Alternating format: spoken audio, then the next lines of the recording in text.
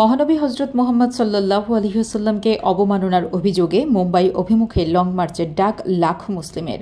ভারতে ইসলাম ধর্ম নিয়ে বিতর্কিত মন্তব্য করেন মহারাষ্ট্রের হিন্দু ধর্মের এক প্রচারক।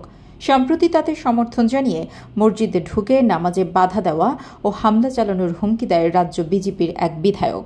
আর এতেই ফঁসে উঠেছেন হাজারো ভারতীয় মুসলিমরা।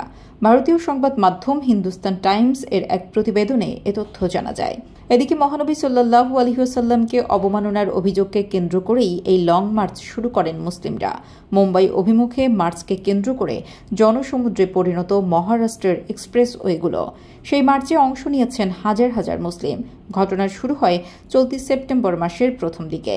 মহারাষ্ট্রের এক ধর্মীয় সভায় মহানবী সাল্লাল্লাহু আলাইহি ওয়াসাল্লাম ইসলাম ধর্ম নিয়ে কটূক্তি করেন বিতর্কিত ধর্মীয় প্রচারক রামগিরি মহারাজ, যাতে সমর্থন দেন রাজ্যেরই বিজেপি বিধায়ক নীতেশ রানা।